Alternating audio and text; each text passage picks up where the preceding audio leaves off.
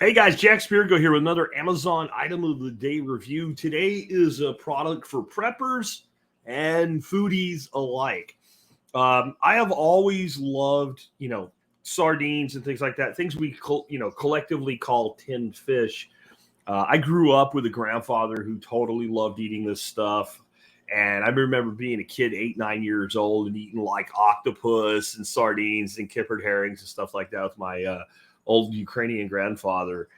So I go way back with this stuff. And I've been recommending it as part of your prepper pantry for a long time. And specifically, I did my first review of a tin fish item, the Matiz sardines. And we're talking about Matiz today because they're one of the best in the business 7 years ago. So this is nothing new.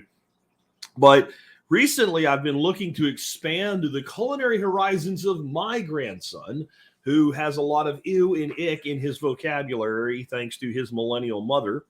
And one of the ways I thought to do that was to let's go a little bit exotic. And so I started digging into tin fish, and holy crap, it's a thing. I didn't know it was a thing. I've always known it was wonderful, but I didn't know it was a thing like with, well, the millennials and Gen Zs of the world are all. There's entire communities, like subreddits, TikTok hashtags, like tons of freaking people discovering how amazing tin fish are. And that's great because there's all this variety. And I'm about to show you a ton of variety in one simple 10-pack variety from Matiz. 10 different things, $6 a can to try all this stuff. But let's talk a little bit about how this stuff is prepper food before I go and show you the stuff that we have today. Okay, so back in 1799, I skipped 100 years there. That's kind of important in history. Napoleon Bonaparte, that Napoleon, right? Little Napoleon, right? Was like, we need to feed our armies. So he put up a prize, 12,000 French francs, to somebody that could come up with a new way to store and transport food. And I don't remember this dude's name. There was a confectioner and a chef, and his name was, let me see here, Nicholas Appert, Appert. He invented kind of the first canning process, except it wasn't cans, it was jars like we generally do at home. And what they did was they basically put the food in the jars and cooked it in the jars and then sealed it with cork and wax. And they didn't know why it worked, but it worked. And it was featured in the 1806 World's Fair. Mostly it was fruits and things like that that were sweet and delicious, and people tried them and couldn't believe that it was safe to eat. And it was, and nobody died. And it wasn't until many years later when Louis Pasteur it figured out what bacteria was and perfected this process to the level that we have it at today that we knew. But way before that happened, a dude named Peter Durand, who was from Britain, figured out a way to do it with tin cans, and hence the term tinned was born. And today it's not done with tin, but we still call it tinned because that's where it came from. And once we started truly canning fish and seafood, which was one of the most abundant and affordable protein and fat sources available to people of the time, it still is today, but it wasn't really eaten much, even just a little bit in land, because if you have a bunch of fish, you got to transport them by like horse and buggy across 100 miles. They will stinketh, in the words of Ben Franklin, when they arrive. But if you can them, now they're lightweight, they're durable, and they go anywhere. Well, today we have this, and you have this, little packet about this big, which is a full meal of calories, of protein and fat calories that you could put in a shirt pocket and take anywhere with you. But it also, as you're about to hear, can be pretty daggone gourmet. So this is great for the prepper pantry. And for instance, this is Bonito del Norte, which is basically white tuna in olive oil. When does this expire? Now, I just ordered this box. This expires in 2029. It was produced in March 2023. That means it has a 6-year shelf life. And we all know that the expiration date on a can of food doesn't mean it actually goes bad. That's just when they suggest you use it by. You could easily go a year past an expiration date. The beauty of this is I teach eat what you store and store what you eat. And trust me, folks, I eat this stuff probably 2-3 times a week, which is perfect for mercury levels. Why? Okay, if you're eating this tuna, then the guidance is you eat no more than one meal a week of this, because tuna, he's way up in the trophic scale. He eats lots of things, including things that eat things that eat things that eat things. That's your food chain. The higher up on the food chain you are, the more you will accumulate toxins. So Mr. Tuna accumulates a lot of mercury. It is a bioaccumulation up the trophic scale. Now, who do we have here? We have Mr. Mussel. Mr. Mussel sits in the water and filter feeds, okay? He eats little tiny like phytoplankton and zooplankton and stuff like that.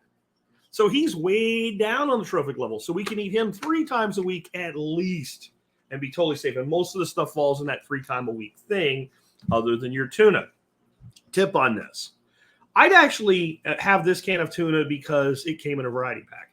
I don't buy these high quality canned tuna very often, not because I don't like it, simply because the mackerel does everything the tuna does. And it's like level 3 of trophic scale versus level 6. So it's just healthier. You don't have to worry about it as much. And it costs a little bit less on average, though the high-end canned tunas are good too. So let's talk about what we get in this container. Number 1, mussels in olive oil and vinegar.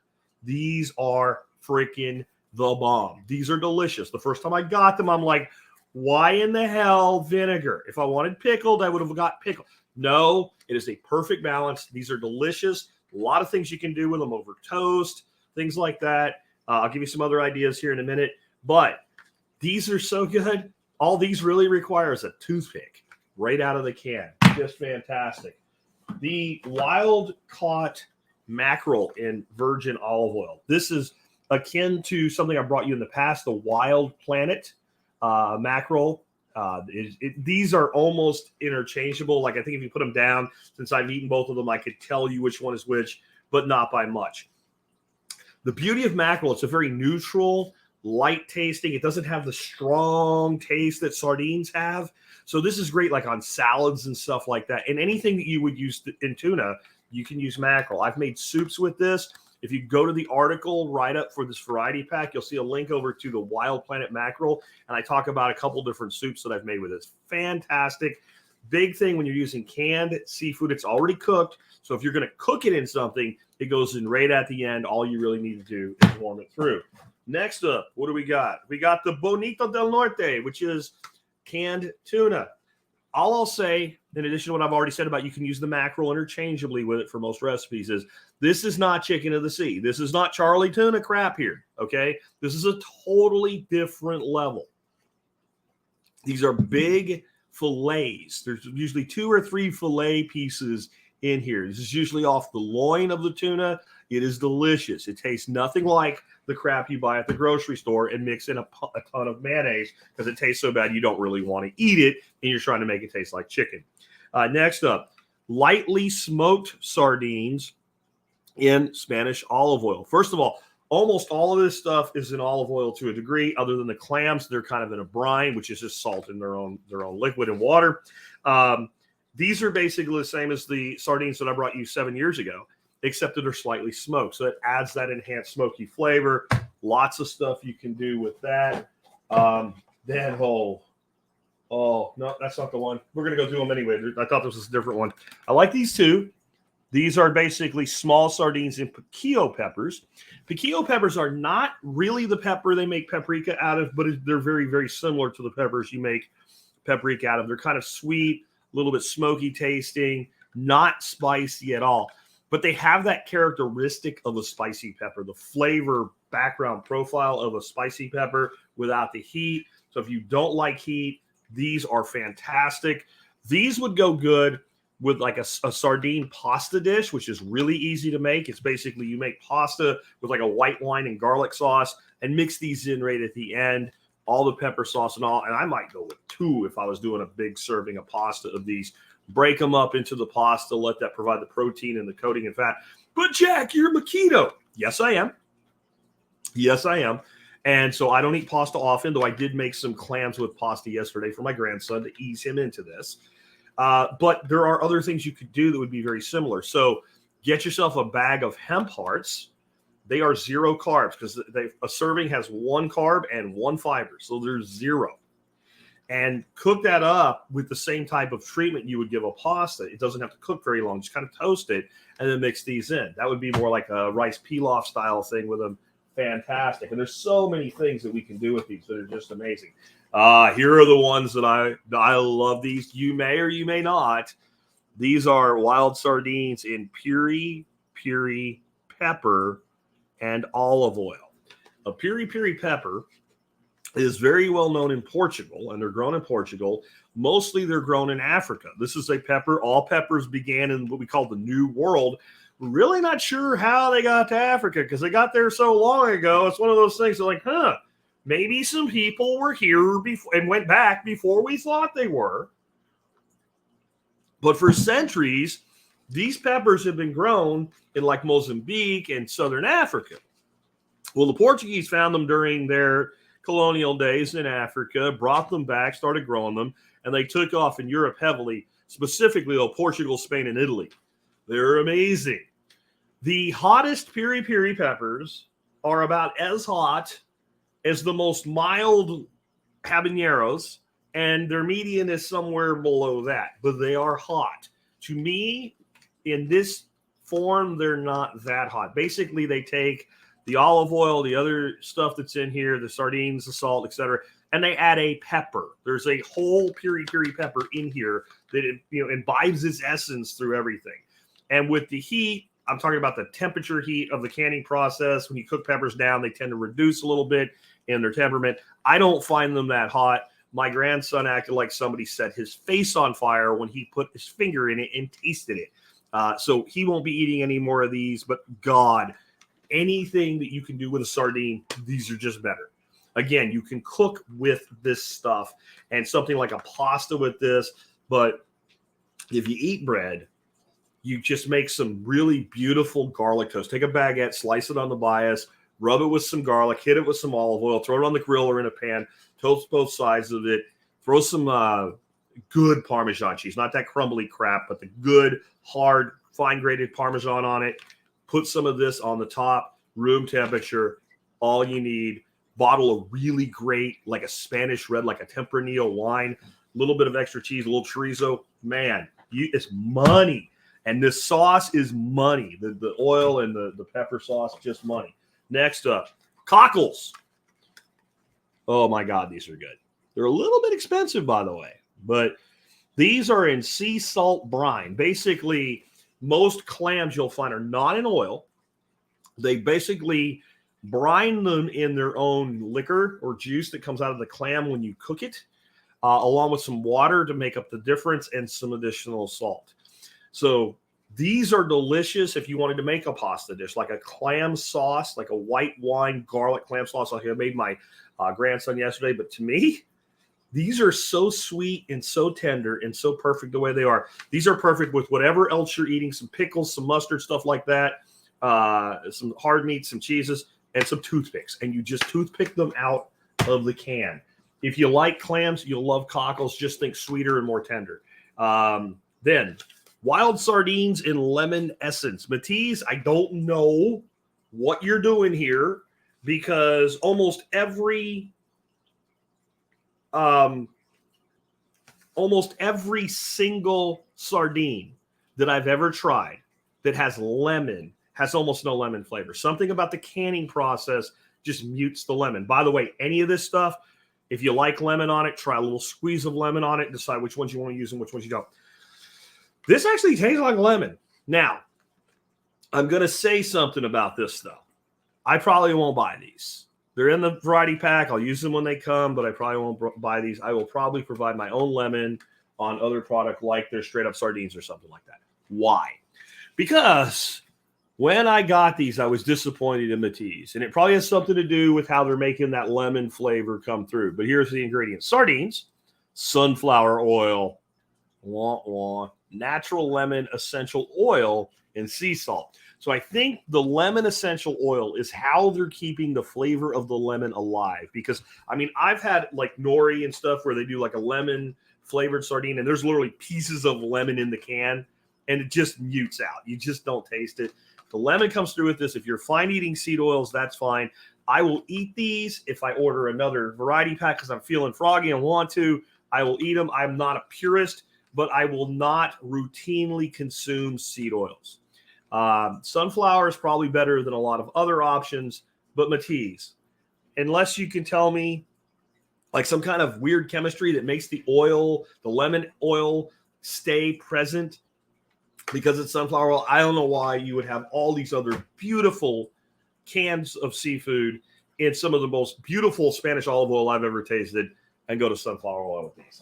I don't get it. Now, this is starting the whole thing. Making my grandson eat something he's really uncomfortable with. Wild pulpo. That's octopus for those that don't speak Spanish, right? In Spanish olive oil. And these are in Spanish olive oil. This is beautiful. This is also a reason you might want to consider this entire variety pack. Because if you'll eat everything else and you've never had octopus, and you're not sure how you're going to feel seeing a tentacle sitting in there, stab it with a toothpick and look at a little suction cup, he's looking at you and you're like, what's going on, man? This is like twice as expensive as the sardines if you buy it individually. Octopus is actually a fairly expensive seafood product. People that know, and they love it. I've had a lot of canned octopus. First octopus I've ever had was with my grandfather when I was a little kid, and it was in a can, and it was in like some kind of spicy paprika like tomato Galatian sauce or something. It was good. I was surprised. It was my grandfather doing to me what I'm doing to my grandkid now. Right? Try things. But I got this. I'm going to tell you, if you've ever had really nice octopus prepared at a restaurant, it's almost that good straight out of the can. And anything you would do with octopus, you can do with this. But to me, again, this is one of those that really is a luxury, sitting on a board of stuff. You just eat it as you go. Last but not least, wild sardines and Spanish olive oil. Since I covered them 7 years ago, I'll let it go at that. But I want you to realize there is a ton that you guys can do with this stuff other than just take it out of a can and throw it on a cracker. There's a lot of great variety and ideas. This is the post that I've put up today. And you can see I've got some serving suggestion images in there. Just that's the peri-peri sardines on a little bit of toast with some lemon and some herbs. And that's kind of the full, like a lot of the variety in there open so you can get a look at them. So you can get over there, on lemon with a little bit of a salad or another toast presentation, just a little lemon juice. Like it's amazing what these can do. Things that you can add are things like capers or caper berries, which are different. The capers are the flowers before they become berries. They're bitter. The caper berries are a little bit more sweet. Both of them work well, briny on top of the salt, the contrast. Mustards like whole seed mustard that I've done shows telling you how to make your own. We call it mustard caviar. Absolutely exceptional, especially with the mussels. Last night, I don't have any here, but I had a can of razor clams, and I wanted to do something with them. So what I did with the razor clams is I took the brine that came out of them, threw it in a pan, some garlic, and a little bit of olive oil, and about a half a teaspoon of Calabrian chili pepper diced up. I buy those in jars. That's about enough to give it some good heat. Mix that up, cut the razor clams in half because they're kind of long and bulky. Cut them all in half. And I had some bread. I don't do it often, but I wanted to try that last night. So I took some bread, put some olive oil on it, some garlic powder, some Italian seasoning, toasted both sides of it, threw a little bit of good parm on top of it, and put those razor clams with that pepper sauce. I put them right back in the can they came in, set them on a board next to the bread, and just ate them with, oh my God. That was 3 little thin slices of bread. Yes, I cheated, but again, I'm not a purist. I eat carnivore 95% of the time and keto 90% of the time.